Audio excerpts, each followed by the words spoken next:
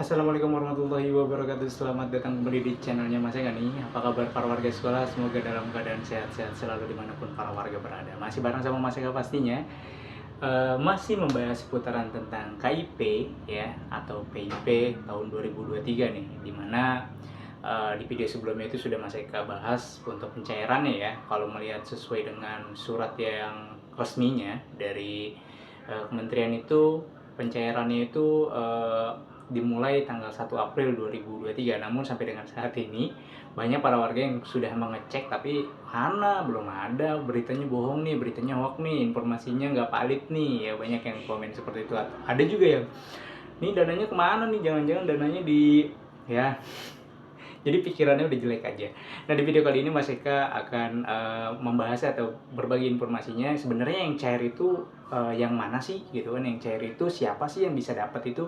Apakah semuanya cair? Apakah yang misalkan dapatnya di bulan Maret nanti yang di bulan April ini juga dapat, atau yang kemarin di bulan April tahun 2022 di bulan ini di tahun ini dapat lagi, atau yang ya pokoknya di bulan-bulan atau di tahun kemarin 2022 dapat, di tahun ini pasti dapat semuanya serentak di tanggal 1 April ini, atau bagaimana sih Mas Eka? Nah, di video kali ini Mas Eka akan membahasnya. Tapi sebelum itu, untuk para warga sekolah yang mungkin baru menemukan channelnya Mas Eka nih, silahkan subscribe dulu channel ini untuk mendukung channelnya Mas Eka agar bisa berkembang lagi dan bisa memberikan informasi-informasi terupdate kepada para warga sekolah pastinya.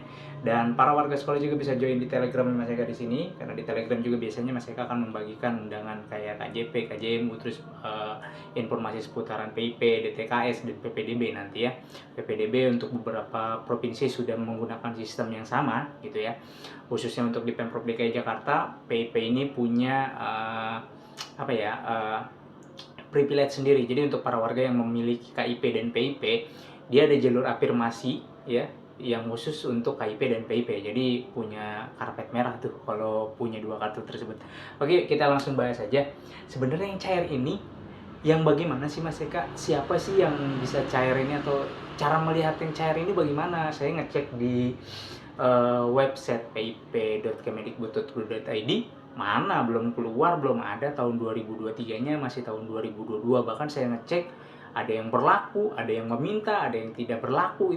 Itu apa dan bagaimana nih? Terus kita mau ngeceknya bagaimana? Apakah langsung ujuk-ujuk datang ke bank semua, kita berbondong-bondong ke bank untuk ngeprint ya? Nah, kalau merujuk dari surat edaran yang ini ya, sebenarnya di situ sudah dijelaskan di poin pertama ya, yang untuk tahap 1, 4, 7, dan 10 ini, dan tahap 11 itu untuk wilayah Jawa Tengah, Jawa Barat, dan Jawa Timur ya, untuk yang 11. Kemudian sisanya semua sama ya. Itu di situ dijelaskan di poin yang pertama itu bahwa untuk pencairan yang tahapan saat ini adalah dari DTKS yang sudah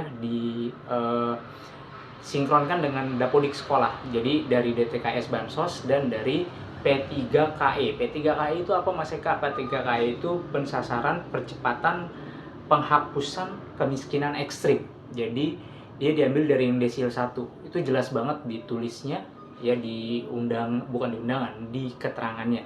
Jadi untuk yang tahap 1, 4, 7, dan 10 itu hanya dari dua kategori tersebut, dari DTKS yang sudah dipadankan dengan Dapodik, dan dari P3KE yang sudah dipadankan juga dengan Dapodik ya. P3KE-nya dari desil 1, kemudian DTKS-nya dari yang menerima bansos. Kalau di luar itu belum. Jadi untuk para warga sekolah yang mungkin sekolahnya belum mengumumkan atau belum memberitahu ke para warga sekolah nih, coba ditanyakan terlebih dahulu. Kalau memang masuk dalam kategori tersebut ya, di P3KE-nya masuk ke desil 1 dan DTKS-nya penerima bansos dan sudah ditandai di Dapodik, coba konfirmasi ke sekolahnya, sebab kalau di webnya dia nggak akan muncul. Nah, ini untuk melihat SK pemberian di tahap 1, 4, 7, dan 10 itu hanya sekolah yang bisa melihat. Jadi sekolah yang bisa mengakses, sementara para warga itu nggak bisa mengaksesnya gitu. Jadi kalaupun melihatnya di web publik, dia nggak akan muncul, karena banyak banget yang komen, Mas Eka kok saya nggak ada ya di web publik. Mas Eka selalu jawab dengan coba konfirmasi ke sekolahnya. Kalau memang sekolahnya belum memberikan informasi atau belum mengumumkan, dikonfirmasi aja, tanya baik-baik. Karena itu yang bisa mengakses sekolah. Nah, kalau misalkan sekolah sudah mengakses nih, ternyata di tahap 1, 4, 7, dan 10 nggak ada, ya berarti di sekolah tersebut memang tidak ada kategori tersebut gitu kan. Terus dapat lagi kapan Mas Eka? Nanti ditunggu di tahap berikutnya. Ini kan 1, 4, 7, dan 11. 1, 4, 7, 10, dan 11.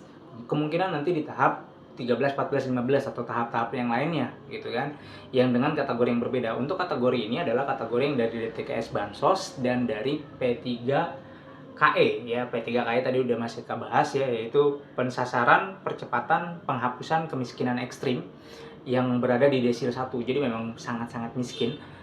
Dia didahulukan, dia didapatkan terlebih dahulu. Nah, ini juga dari dua kategori tersebut nggak semuanya dapat gitu kan. Jadi yang pertama adalah P3KE naik jenjang atau di jenjang akhir, P3KE desil 1 yang berada di jenjang akhir. Yang di jenjang akhir itu kelas berapa aja? Yang di jenjang akhir itu ada di kelas 6, kemudian di kelas 9, dan di kelas 12. Jadi itu dulu tuh dicek. Kalau memang sudah merasa di kelas 6, 9, dan kelas 12 dan dia masuk ke dalam kategori P3KE desil 1, coba konfirmasi ke sekolahnya. Kemudian juga dari P3KE desil 1 yang ini kelas berjalan. Kelas berjalan itu kayak misalkan dia kelas 1, kelas 2, kelas 3, kelas 4, kelas 5, kelas 5, kemudian kelas 7 dan kelas 8, kemudian kelas 10 dan kelas 11 ya. Nah, itu kelas berjalan kalau memang masuk dalam kategori P3KE desil 1, dicoba dikonfirmasi ke sekolah. Nah, itu yang dari P3KE dari yang kelas akhir dan kelas berjalan. Kemudian yang dari DTKS Bansos juga sama demikian. Dia yang sudah dipadankan dari Dapodik. Jadi DTKS Bansos kemudian disandingkan dengan Dapodik. Bener nggak nih siswanya bersekolah di sekolah tersebut? Ketika klop, valid datanya.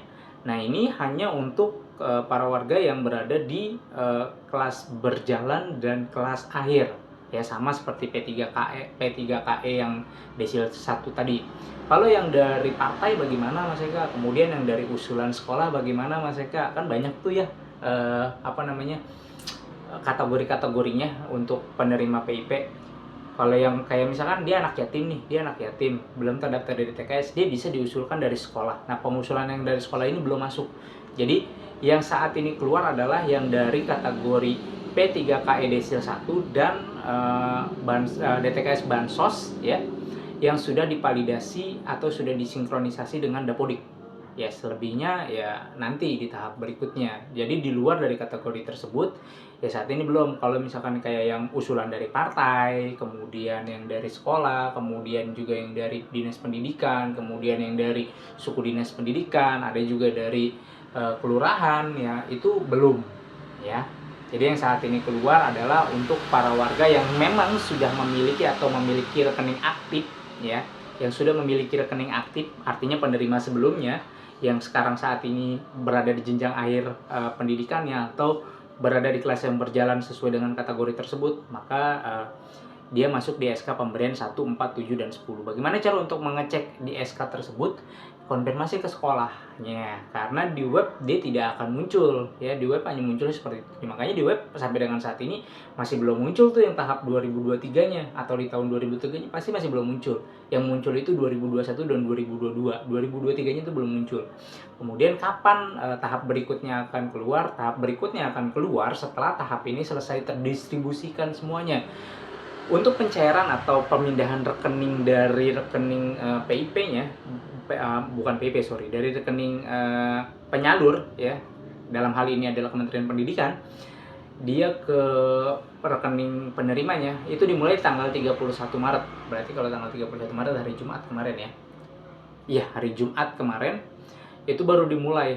Nah, kemungkinan ini kan banyak ya, nggak dikit gitu kan. Kalau melihat dari lampiran itu, yang di tahap 1 regulernya aja jenjang SD-nya itu ada 2000-an kalau nggak salah ya. Nanti bisa dicek di lampiran undangannya, masih terlampirkan seperti ini ya. Di situ ada tuh, itu lumayan banyak kan. Nah, kan di situ tertulisnya di tanggal 1 April 2023. 1 April itu jatuhnya di hari Sabtu. Kemudian tanggal 2 itu hari Minggu. Nah, kemungkinan nanti ya di tanggal 3 atau di tanggal 4 bisa jadi mundur karena di surat keterangannya paling cepat ya, secepat-cepatnya tanggal 1 itu paling cepat.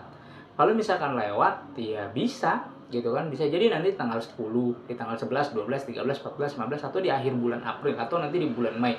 Bisa, karena kan paling cepat di tanggal 1, tapi kan nggak mungkin sampai di tanggal 1 Mei begitu kan. Pasti jaraknya kurang lebih ya 1 minggu atau 10 hari atau ya minimal 7 hari kerja lah ya.